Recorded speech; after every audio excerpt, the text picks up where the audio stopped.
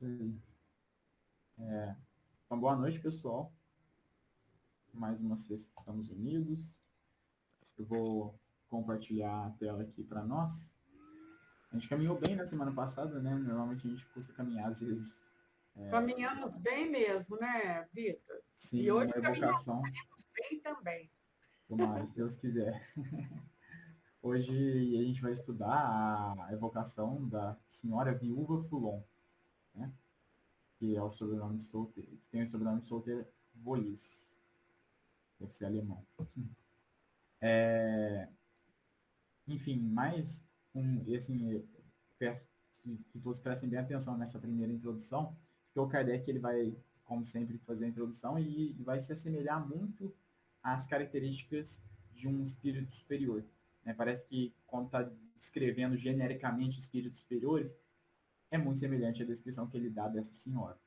Então, assim, é surpreendente até. Ô, João, você faz a leitura para nós, por favor?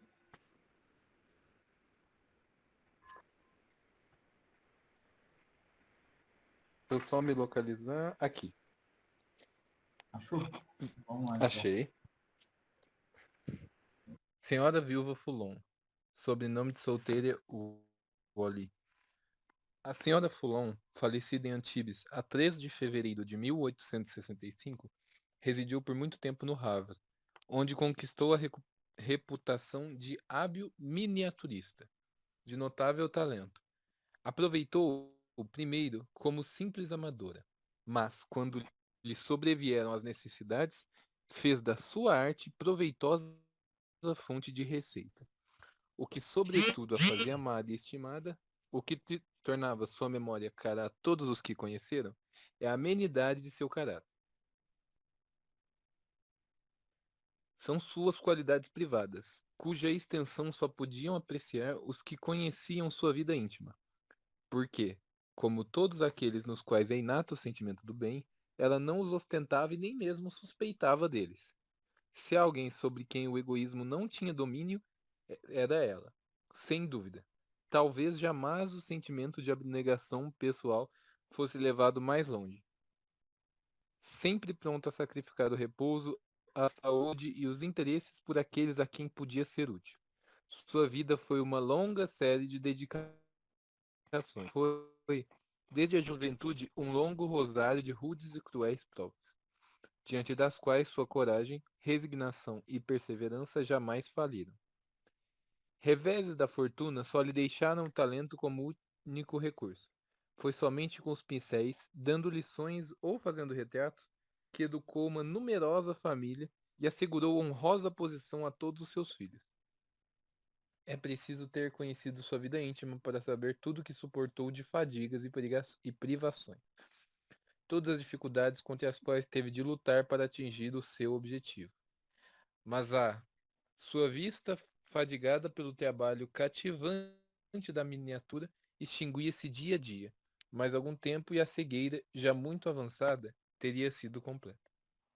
Quando a senhora Foulon tomou conhecimento da doutrina espírita, alguns Ô, anos João, atrás... pode parar Pode aí. parar? Pode. O seu tá um pouco diferente do que a gente está seguindo aqui. Eu até me perdi, de certa maneira.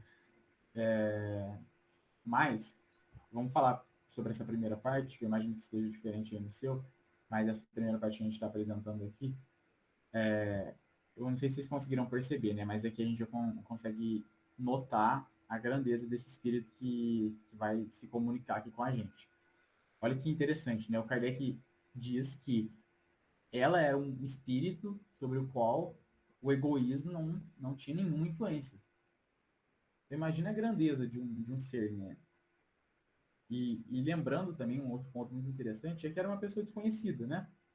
Era conhecida por aqueles que estavam ali ao seu redor, né? Ela era miniaturista, né? Ou seja, trabalhava com miniaturas. E olha que interessante, porque tem um ponto e esse ponto é muito chamativo. A gente já falou dele algumas vezes. Às vezes a gente pensa nessa pessoa bondosa, né? Essa pessoa que tem uma vida quase santa, né? Por assim dizer.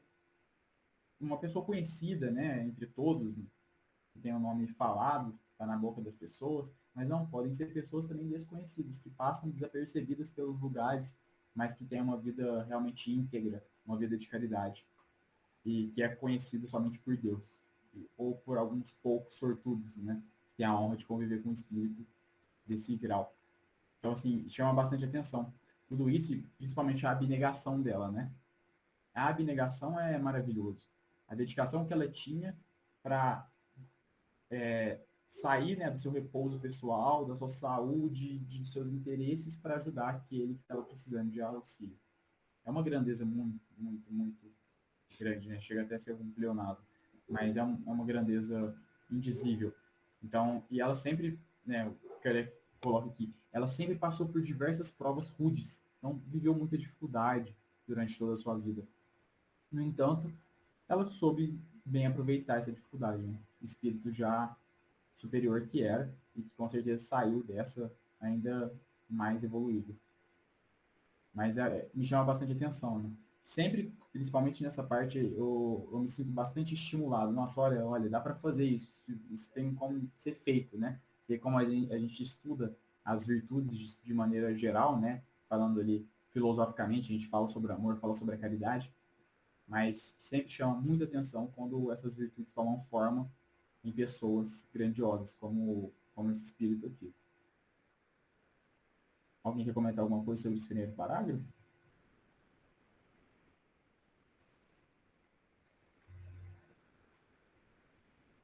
É interessante que me chamou a atenção aqui, Vitor, que Kardec está dizendo das qualidades, assim, vamos dizer, de sentimentos, né? Da maneira de ser. Citou da profissão dela, mas isso não era o mais importante, né? Eu fiquei aqui meditando enquanto você comentava, a gente precisa aprender a ser bom mesmo, né? Não é brilhar nisso ou naquilo, é na bondade, né? Achei interessante. Exatamente. Independente do cargo que ocupe, né? Que seja uma boa pessoa. E a gente vai ver diversos exemplos de pessoas realmente que eram pessoas socialmente, assim, inferiores, né? Que tinham empregos ali que eram marginalizados, etc. Tiveram vidas muito difíceis, mas que eram pessoas boníssimas, né? Virtuosas. Então, isso é o mais importante.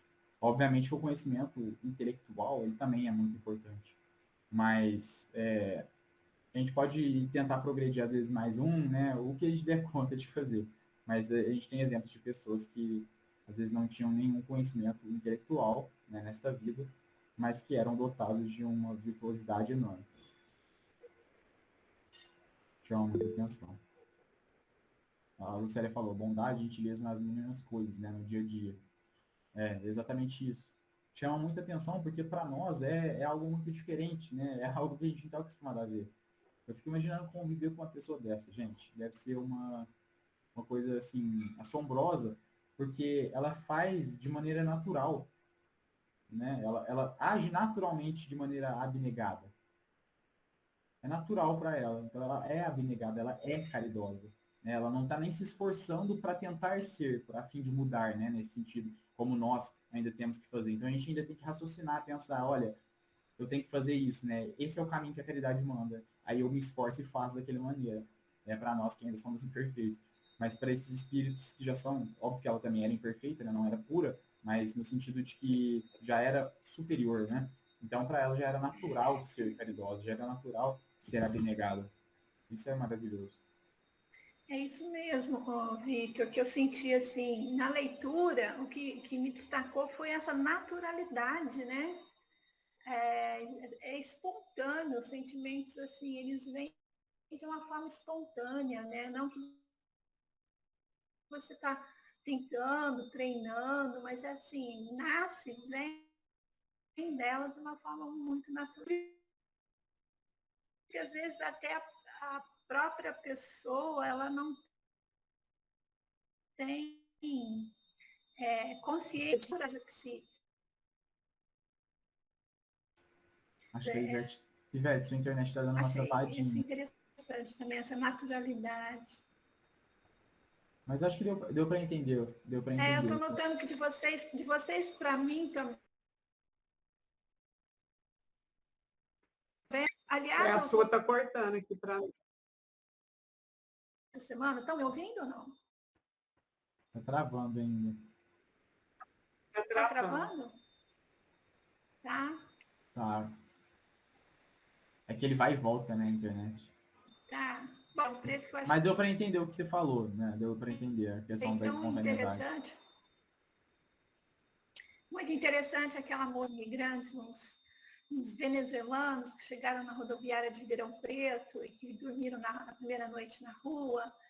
E ela, assim, por um impulso, sabe? Ela disse que ela sentiu assim que houve uma atração de chegar até essas pessoas e ali na calçada se reunir com eles e procurar conhecer a história deles. Aí ela ficou bastante comovida com essa história e providenciou abrigo, alimentação, né?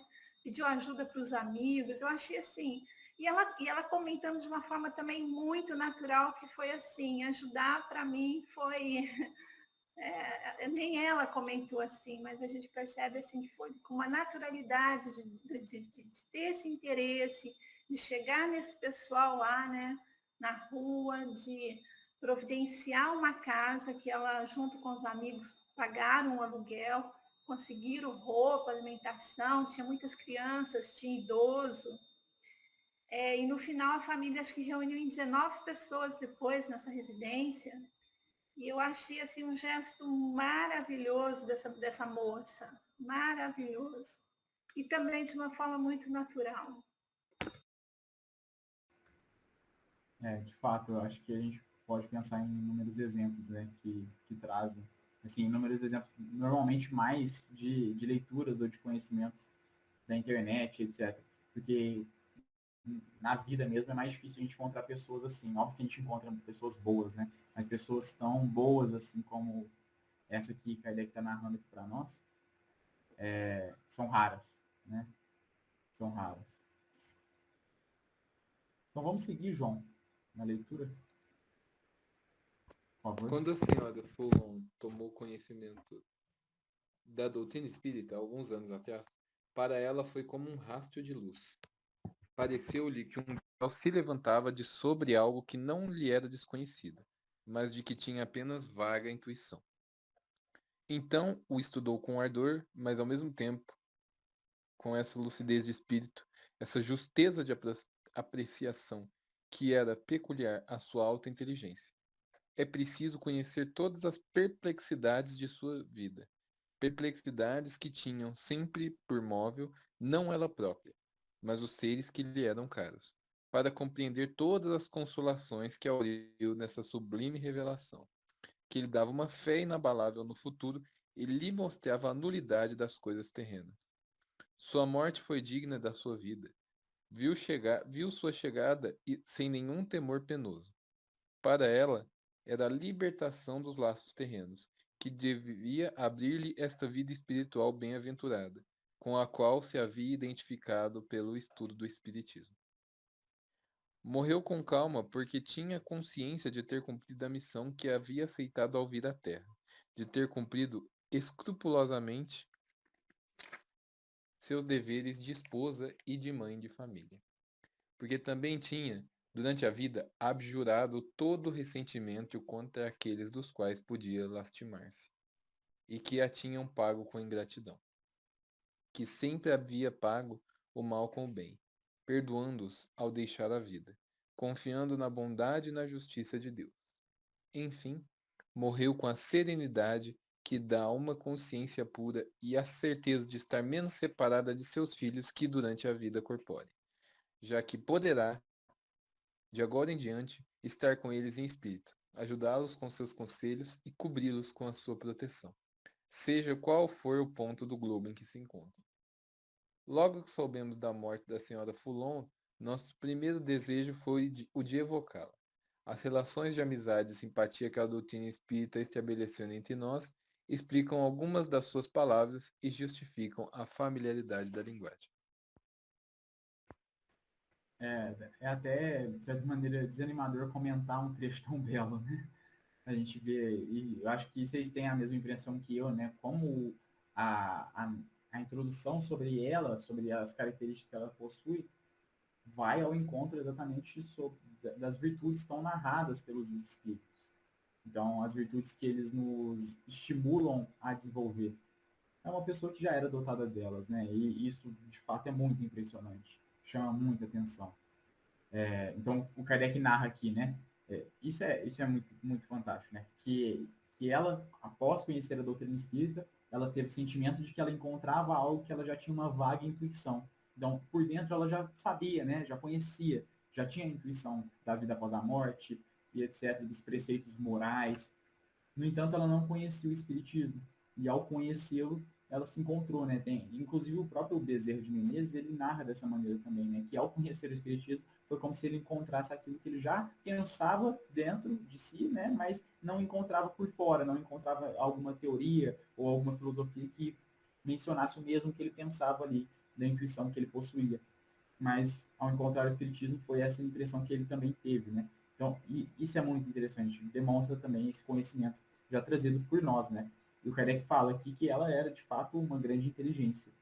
Né? Pelo que ele diz, não necessariamente uma inteligência no sentido material, né? De uma grande estudiosa, materialmente falando, uma intelectual, mas uma grande inteligência natural ao espírito, né? Natural à grandeza que ela já possuía. E aqui ele narra sobre a morte dela também, né? Que a morte foi digna da vida. Então, a vida foi tão bela, a morte também, né? Que aceitou com muita resignação, com muita tranquilidade, a consciência tranquila, leve, sabendo que o que viria também eram somente boas coisas, que ela tinha cumprido com a missão dela, que ela fez o melhor que ela podia durante os seus momentos aqui na Terra. Então, essa serenidade que é natural aos espíritos superiores, ela também possuía. Não poderia ser diferente, né? E o Kardec, obviamente, e eu acho que qualquer um de nós que estivesse ali na condição de Kardec, se desejaria imensamente se comunicar com ela, evocá-la após a morte dela, né? Então, é o tipo de pessoa que a gente tem que ter contato sempre. O Célio comentou aqui, imagino que em outra encarnação nós vamos procurar pela doutrina e continuar estudando. Posso dizer isso ou não temos essa evolução ainda? Aí depende de onde a gente encarnar, né? Se a gente continuar por aqui, pode ser que sim, né? Depende de onde a gente encarnar. Seria mais um machismo, né? Um tiro no escuro. A gente pode, às vezes, nascer, né? E tem, esse exemplo é muito claro, né? Por exemplo, se a gente nasce no Oriente, às vezes num país que vive atualmente, como muitos lá, numa guerra civil, ou na África, que vive uma extrema pobreza, todo o continente. Então, provavelmente, em regiões como essa, seria difícil da gente encontrar o espiritismo, né? Pela pouca abrangência dele nesses lugares. Mas, de qualquer maneira, a gente sabe, né, que o espiritismo, de fato, ele vai ser uma manivela que vai auxiliar muito, mas que ele não é imprescindível. Ele é muito, muito bom quando o temos em mãos. Mas para aqueles que não o têm, também conseguem fazer muitas boas coisas, né? Serem ótimas pessoas, excelentíssimas pessoas. E com certeza existem inúmeros exemplos aí. E às vezes até sem nenhuma religião conseguiram ser pessoas boníssimas.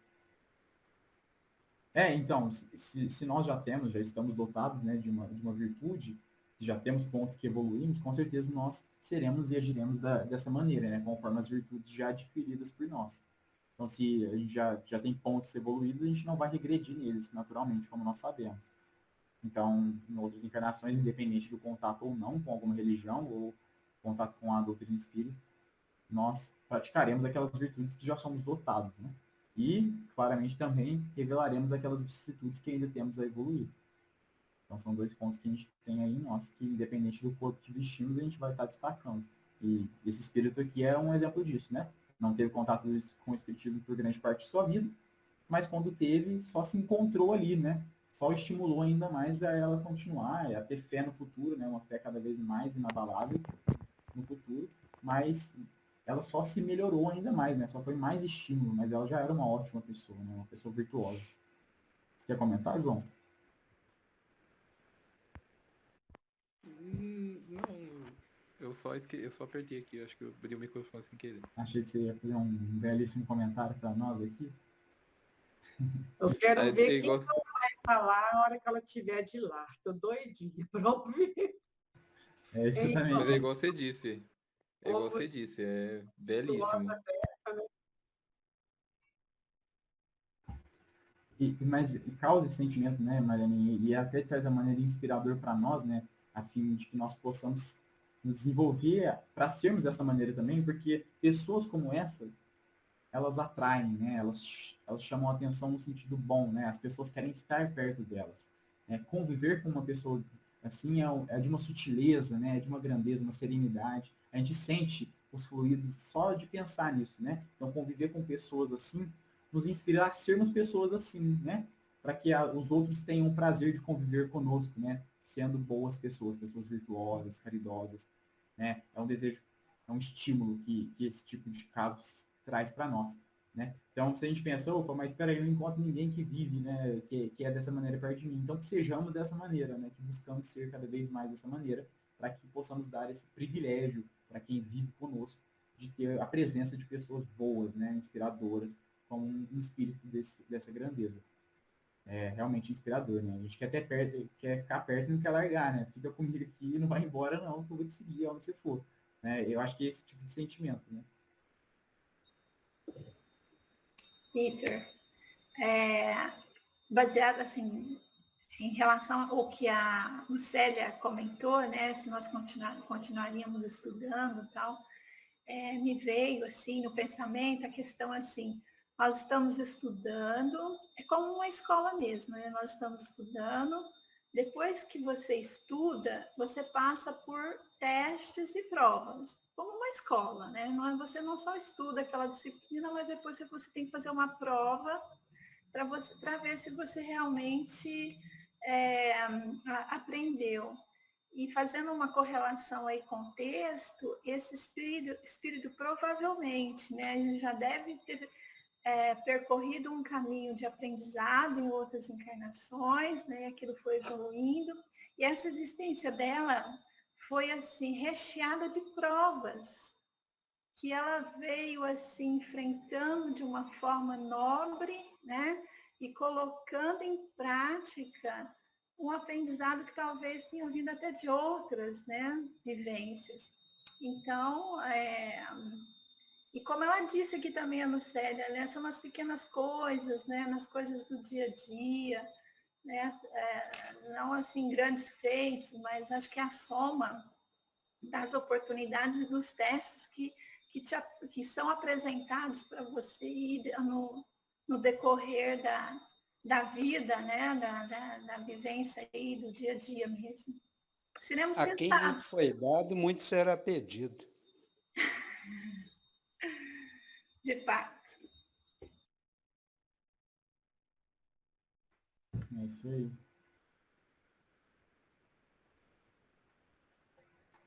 Alguém quer comentar mais alguma coisa? A gente pode prosseguir na leitura. Vamos prosseguir, estou doidinha para ver o que ela vai dizer para nós. É curiosa. Essa Estou primeira, curiosa. essa primeira aqui é a dissertação que ela dá, né? A comunicação que ela dá. Depois o Kardec vai fazer algumas perguntas para ela. Então, a Lucélia mandou algo aqui. Lucélia, não precisa se desculpar, não. Tá ótimo você colocando suas reflexões aqui, né? A gente tem que interagir mesmo. Fica sempre aberto para todo mundo colocar aqui dúvidas, provocações, que é isso que faz a gente estudar com mais afinco e ir atrás, né? É importante. Ô, João, você lê para nós então, por favor? Claro. Estava certa de que peraí. Voltando. Paris, 6 de fevereiro de 1865. 3 dias após sua morte. Estava certa de que a vez de evocar-me logo depois da minha morte. E pronta me achava para vos responder, pois não conhecia a perturbação. Só os que têm medo são envolvidos por suas trevas espessas. Pois bem, meu amigo, agora estou feliz. Estes pobres olhos que se haviam enfraquecido e só me deixavam a lembrança dos prismas que tinham colorido minha juventude com seu brilho cintilante, abriram-se aqui e reencontram os esplêndidos horizontes que alguns de vossos grandes artistas idealizaram em suas vagas reproduções, mas cuja realidade majestosa e severa e, contudo, cheia de encantos, é moldada na mais completa realidade. Apenas há 3 dias estou morta, e sinto que sou artista. Minhas aspirações para o ideal da beleza na arte mais não eram que a intuição de uma faculdade que eu tinha estudado e adquirido em outras existências, e que se desenvolveram na última. Que devo fazer, porém, para reproduzir uma obra-prima digna da cena que comove o espírito quando se chega na região da luz? Pincéis, pincéis. Provarei ao mundo que a arte espírita é o coroamento da arte pagã, da arte cristã que periclita, e que só o espiritismo está reservado à glória de fazê-la reviver com todo o seu brilho no vosso mundo deserdado. Basta para artista. Agora é a vez da amiga. Por que, boa amiga, senhora Allan Kardec aqui se referindo a ela, vos afetar assim pela minha morte? Sobretudo vós, que conheceis as decepções e as amarguras de minha vida, deveríeis, ao contrário, alegrai-vos por ver que agora não mais devo beber a taça amarga das dores terrenas, que esvaziei até o fim. Crede-me, os mortos são mais felizes que os vivos. Pranteá-los é duvidar da veracidade do espiritismo. Tende a certeza de que me vereis novamente. Parti primeiro, porque minha tarefa na terra já havia terminado. Cada um tem a sua a cumprir aí, e, quando a vossa estiver acabada, vireis repousar um pouco junto a mim, para recomeçar em seguida, se necessário, levando-se em conta que não está na natureza ficar inativo. Cada um tem suas tendências e a elas obedece. É uma lei suprema que prova o poder do livre-arbítrio. Assim, boa amiga, indulgência e caridade, pois todos necessitamos reciprocamente, seja no mundo visível, seja no invisível. Com esta divisa, tudo vai bem. Não me mandastes parar. Sabeis que converso longamente pela primeira vez, mas eu vos deixo. É a vez de meu excelente amigo Sr. Kardec. Quero agradecer-lhe as afetuosas palavras que dirigiu à amiga que o precedeu no túmulo, porque nós quase partimos juntos para o mundo onde me encontro, meu amigo. Aqui ele está fazendo alusão à moléstia de que falara o Dr. Damer. Que diria então a companheira dos vossos dias, se os espíritos bons nisto não tivessem posto... Não, se os espíritos bons nisto não tivessem posto boa ordem? Teria chorado e gemido, o que até certo ponto compreendo. Mas também é preciso que ela vele, para que não vos exponhais novamente a novo perigo, antes que tenhais acabado o vosso trabalho de iniciação espírita, sem o que vos arriscais a chegar cedo demais entre nós, e, como Moisés, só ver a terra prometida de longe. Mantede-vos em guarda, pois é uma amiga que vos previne. Agora vou embora. Volto para junto de meus caros filhos. Depois vou ver, além dos mares, se minha ovelha viajante finalmente chegou ao porto, ou se é joguete da tempestade. Refere-se a uma das filhas que residia na América. Que os espíritos bons a protejam. Vou juntar-me a eles para isso. Voltarei a conversar convosco, pois, como lembrais, sou uma faladora infatigável. Adeus, bons e caros amigos. Até breve. Muito legal, né? É uma leveza, né, no diálogo dela, né, na fala dela. A gente percebe a leveza e a grandeza ao mesmo tempo. Que trabalha com palavras de bom humor, né? Não é nada que pesa ao se ler, né? É uma leveza, né? A gente chega até... Dá para dar risada, né? Principalmente a parte que ela fala, né, do Kardec, que era para eles terem desencarnado juntos, né? Se ele não tivesse se atentado à doença que ele estava, a moléstia que os espíritos alertaram para ele, né? E etc. O puxão de orelha que ele tomou na semana passada, que a gente leu, né? Mas aqui é muito dela, né? Ela já logo começa dizendo, e isso é muito interessante para nós, de perceber, né, a pequenez das coisas belas que nós temos. Né? Então, as coisas belas, as boas músicas, as boas pinturas, as boas esculturas, a natureza, essas coisas que são belas para nós, elas são pequeninas perante os grandes espíritos, porque eles vivenciam e presenciam coisas tão grandes que chegam a ser inimagináveis para nós, humanos, ainda tão limitados aos nossos conhecimentos, né, e as coisas que nos cercam. Então, olha o que ela diz, né, que as coisas que ela tinha feito, né, como artista, não eram nada, e que para ela atingir o que impressiona um espírito que vive, né, na região da luz, como ela coloca, uma obra-prima, ela tinha muito o que fazer. Ela tinha muito o que fazer ainda para conseguir reproduzir algo que impressionasse de fato um espírito superior, um espírito de luz. Né? Olha isso como chama atenção. E, inclusive, eu achei interessante que ela coloca aqui sobre a arte espírita e a arte pagã, né? A Marlene vai lembrar que a gente comentou isso na quarta-feira, né? na nossa reunião de Eu até quarta também. sublinhei aqui, Vitor. A gente comentou sobre isso, né? Que a arte espírita, ela vem, né? E ela vem aos poucos, cada vez mais tomando forma, né? Trazendo o espiritismo para a arte. E isso é importante também, né? Tanto na pintura, como nas diversas formas que nós sabemos que pode acontecer. Né? Então, o espiritismo vai dar essa glória, como ela disse, né? Para o nosso mundo deserdado.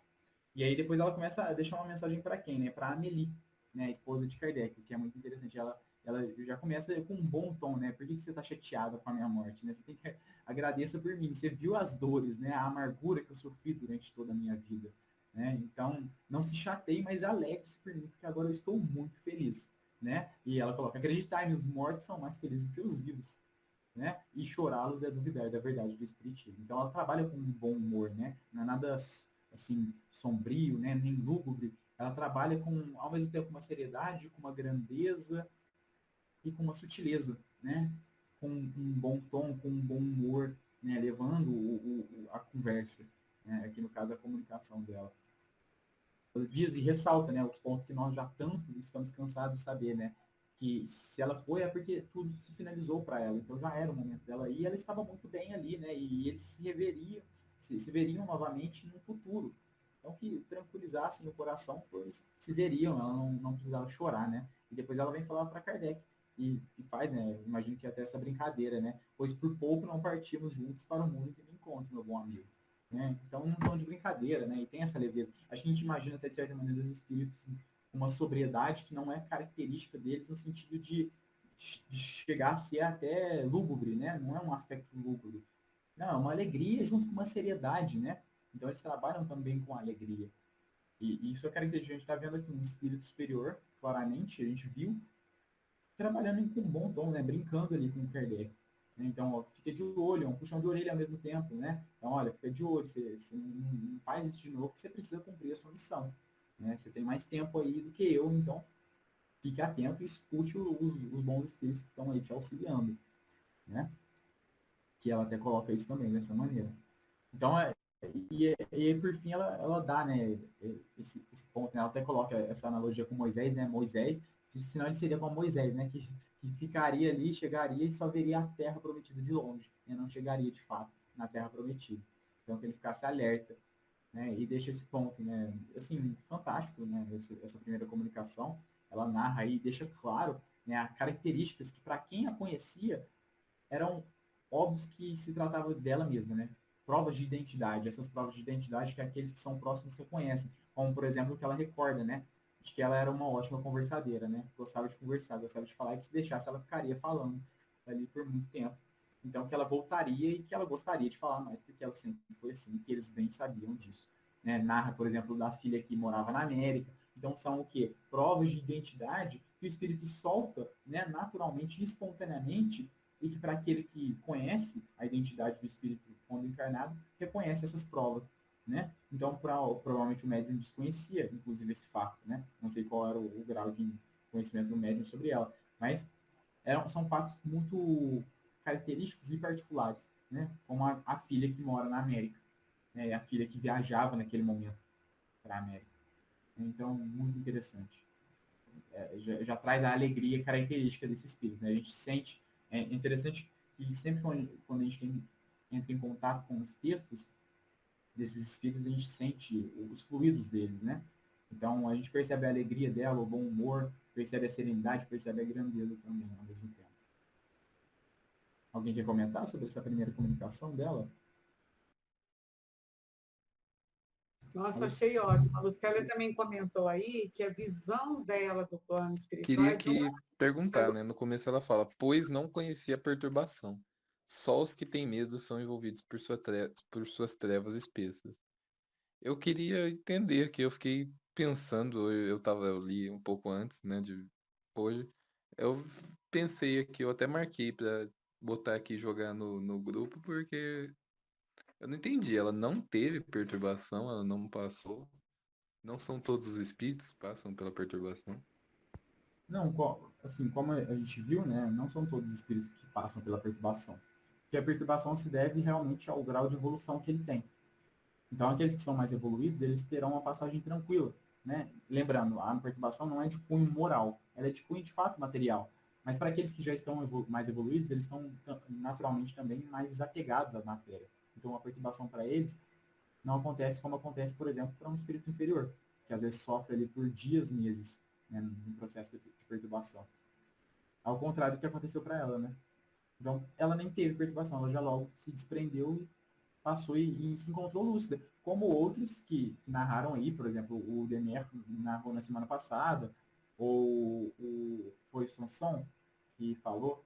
Enfim, alguns outros espíritos que também eram superiores, mas que só passaram por um momento ali de perturbação, curto, porque eram superiores, mas passaram. Ela não, né?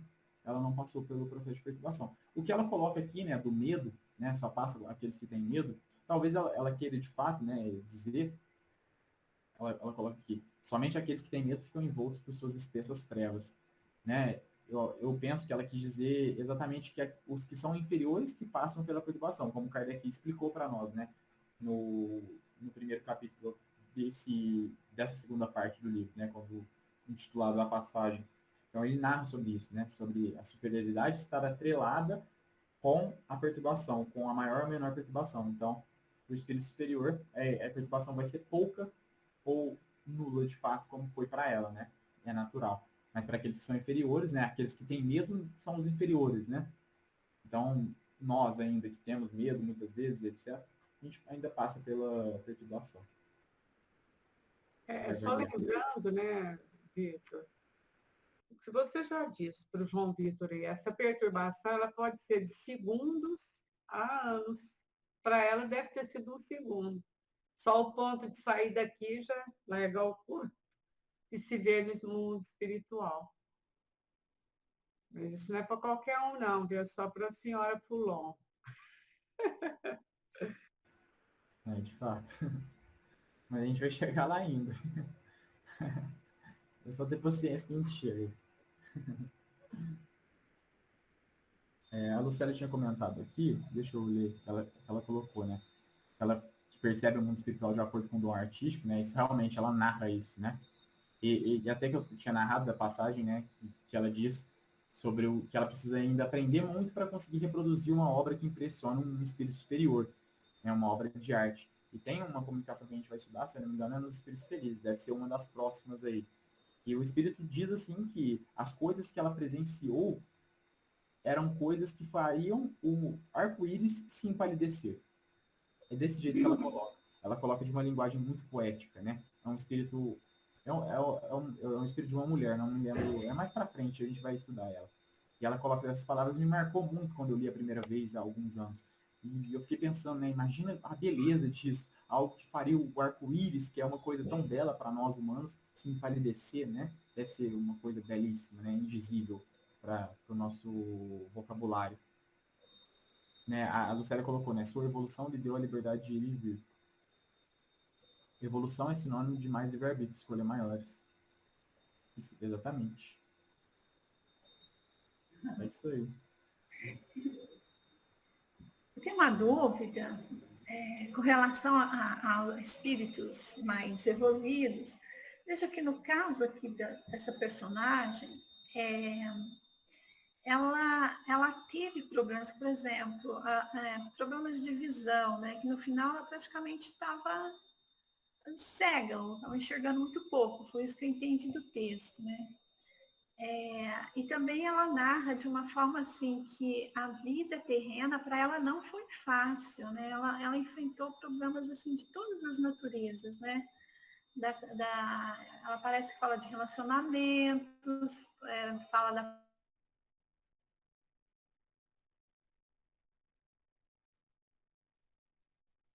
Cortou, Luciana. uma ocupação assim prazerosa, ganho com essa ocupação.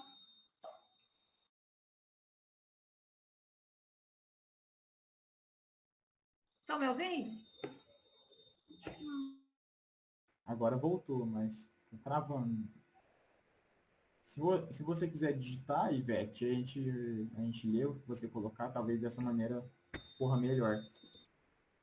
Ou acho que uma coisa que vai ajudar é você fechar a câmera, porque aí a internet vai usar menos internet. Quer tentar?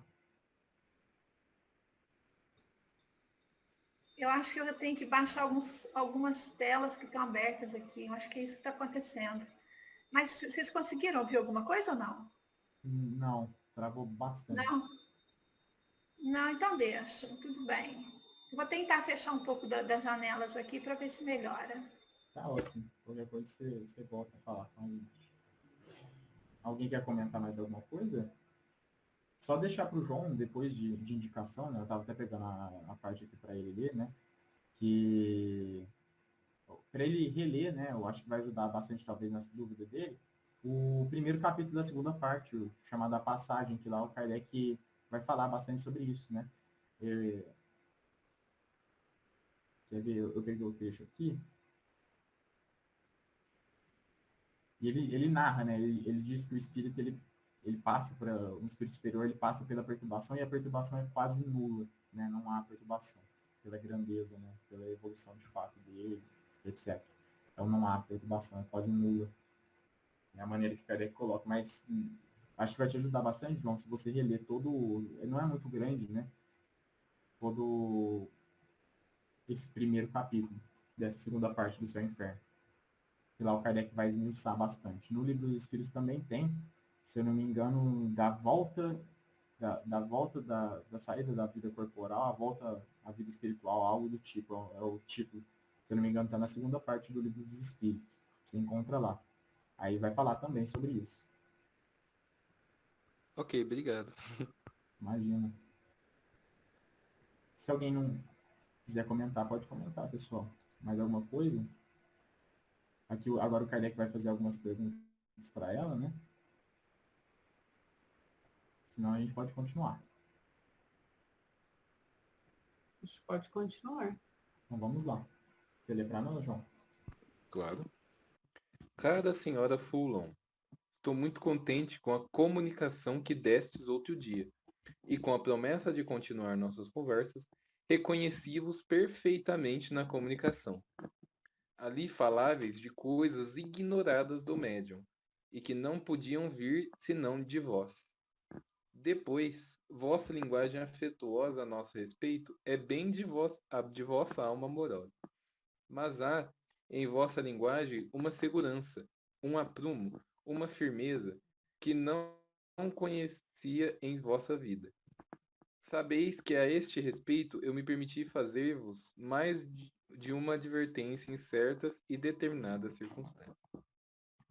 É verdade, porém, desde que me vi gravemente doente, recobrei a firmeza de espírito, perdida pelos desgostos e vicissitudes que por vezes me tinham tornado medrosa quando encarnado. Disse de mim para mim: Tu és espírita, esquece a terra. Prepara-te para a transformação de teu ser e antevê, pelo pensamento, a senda luminosa que a tua alma deve seguir ao deixar o corpo, e que a conduzirá, feliz e liberta, às esferas celestes onde viverás de agora em diante. Dir-me-eis que era um tanto presunçoso da minha parte contar com a felicidade perfeita ao deixar a terra. Mas eu tinha sofrido tanto que devia ter expiado minhas faltas dessa existência e das precedentes. Essa intuição não me havia enganado. Foi ela quem me deu coragem, calma e firmeza nos últimos instantes. Essa firmeza naturalmente aumentou quando vi, depois de morta, a realização das minhas esperanças. Olha que interessante, né? Até o que eu havia comentado aqui sobre o médium, né? Que ela deu provas de identidade que o médium desconhecia e para aqueles que a conheciam, como Kardec conhecia, eram provas de identidade dela, né? Então, ao se ler aquilo, sabia que era ela que estava dizendo, né? A característica da linguagem, mas o Kardec nota uma diferença, né? Que percebeu uma segurança, uma firmeza que não tinha conhecido durante a vida, né? E aí ela narra que essa segurança ela adquiriu durante o seu momento da doença, né? Que ali ela percebeu que ela precisava de mais segurança, de mais firmeza, e a ela própria, né, se fez uma censura, né? Disse a mim mesma: és espírita, esquece a terra, prepara-te para a transformação de teu ser e vê pelo pensamento o caminho luminoso, etc.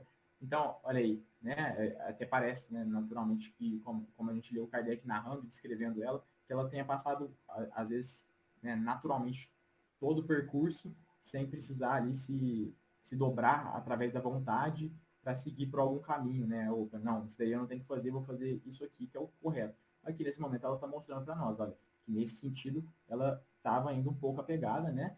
Gravemente doente, estava ali meio bamba, né, por assim dizer, moralmente falando, e ela se admoestou, né? Como o próprio Kardec coloca ali, ela se corrigiu, falou, opa, não, eu sou espírita, então é isso que eu tenho que fazer, né? É isso que eu conheço, eu sei que isso é verdadeiro. E ela coloca dessa maneira, né? Eu achei muito interessante também. Achei muito interessante também, Vitor, e assim, fiquei pensando sobre mim. Eu falei, gente, a hora que eu estiver percebendo aí que eu estou para aí, eu quero ter essa firmeza dessa mulher, ué. Se não, por que adianta a gente estudar a doutrina e tudo, e na hora H tremer nas bases, né? É igual um atleta. Ele se prepara tudo, na hora do jogo ele tem que falar, tô indo, vou dar o meu melhor. Para mim, valeu, viu? Às vezes eu falo, ai, não, vou ficar mais aqui. A gente tem que ter firmeza de caráter, né? De fato. E aqui ela coloca, né, que então a gente até pensou, particularmente pensei que ela já só estava sofrendo provas, né, então não estava passando por expiação, mas ela coloca o contrário aqui, que ela estava espiando faltas passadas, né, então ela já não era um espírito bom, né, de segunda ordem, porque o espírito de segunda ordem ele já não espia mais, ele só passa por provas, ele não tem mais nenhuma falta a ser resgatada. Esse é o espírito de segunda ordem. Então, ela ainda era um espírito de terceira ordem. Mas o que acontece? Ela tinha muitas virtudes, ela tinha muitas características de um espírito de segunda ordem. Né? Como a gente diz, essa transição entre ordens, apesar da estrutura, né, da escala espírita ser uma estrutura didática, né, ela não é uma estrutura absoluta, como o próprio Kardec coloca para nós, as características de uma ordem para outra, elas são fluídas, né? Elas se enganam ali, são muito próximas. Então a gente possui um pouco da terceira ordem, um pouco da segunda. E esse espírito em especial possuía muitas características da segunda ordem, né? Apesar dela ainda não ser de segunda ordem, como ela própria narrou aqui, né? Ela tinha faltas a serem resgatadas. Mas ela teve toda essa força, essa intuição, né? Que ela própria coloca de contar, né? E isso é interessante, né? Que até pode parecer um pouco presunçoso dela dizer que estava contando com uma bem-aventurança, né? Mas que ela teve essa intuição, né, de que ela seria feliz ao desencarnar. E que foi essa intuição que deu força para ela, firmeza, calma, para encarar a morte que viria ali, logo menos. Muito bela. Mais alguém quer comentar sobre essa primeira? O pessoal tá quietinho. Olha que beleza, né? Ela era um espírito, como você disse, de terceira ordem. Olha o quanto ela conseguiu se elevar, né? Realmente para dar esperança pra gente, né? Que para nunca deixar de insistir, de batalhar pela nossa melhora, pela nossa reforma íntima. O João Vitor, a gente tem chance, né? Sempre. É exatamente isso. Né? A Luciana colocou, ficar aqui até o tempo certo, nem antes nem depois. É aquela história, né? Todo mundo quer ir pro céu, mas se for para ir pro céu agora, ninguém quer, né? Isso é muito interessante. Eu não sei se a Marlene vai lembrar de um dia lá no Luz e Amor que o Mário fez isso, né? Aí, nosso estudo da quarta-feira perguntou, fez essa brincadeira, né? E ninguém queria ir pro céu naquela hora. Só que eu me lembro que eu pensei nesse dia, eu falei assim, mas gente, se Deus falar que eu quero, que eu tenho que desencarnar agora, que eu vá com muita alegria, né? E é esse pensamento que você tem que ter, e essa é, de fato, a conclusão que ela chegou, né? Aqui também. Então, essa necessidade, se é o momento para ir embora, se é o momento para desencarnar, que a gente vá com muita calma, com muita serenidade, né? Em mente. E como o João bem disse, né? Isso aqui é para dar esperança para nós. Esse é o objetivo, pessoal. Além da instrução na doutrina espírita que esse texto oferece para nós, é para dar esperança, é para nos estimular a melhorarmos. Porque é isso que esse texto está servindo, para a gente se enxergar ali e falar, olha, ela também é um espírito de terceira ordem, né? Um espírito que também tinha suas dificuldades, né? Apesar de ainda poucas, mas ela ainda tinha. E ela conseguiu vencer isso, ela estava espiando faltas, nós também que temos nossas faltas para serem espiadas, nós conseguimos também, basta que tenhamos vontade, firmeza, fé, e nos instruamos na doutrina espírita, que é tão consoladora e que é tão fortificadora. a Lucélia colocou aqui, ela comenta que abreviar por irresponsabilidade nossa não vai nos permitir ver. Então, aproveitar o tempo aqui e tentar ser o nosso melhor. Exatamente. Irresponsabilidade, claramente, né? Ô, João Vitor, sobre esse negócio de ninguém quer ir antes da hora, né? Eu, antigamente, antes de ter meus filhos, eu falava isso, "Ah, a hora que chegar a minha vez, me levar, é isso mesmo." Só que depois que eu tive os meninos, eu fico sempre pensando assim, uns aninhos a mais, né? Tá muito cedo, deixa eu ver eles crescer, deixa eu ver eles moços, deixa eu ver meus netos. Então, assim, não é fácil, né? A gente ter Quando a gente essa, tem essa igual libertação, não. filho pequeno, adolescente, a Não mãe é, Marleninha? quer. Hoje eu já lavo minhas mãos. Mas eu lembro, nossa, quando eu tinha os meninos menores, a gente preocupa assim. Tanto é, Cristiane, que sempre que desencarna uma mãe e deixa os filhos, nossa, meu coração fica muito apertado. Falo, gente, essa O mãe meu também, Marleninha. porque é complicado, sim. A gente entende, né? Eu entendo isso aí.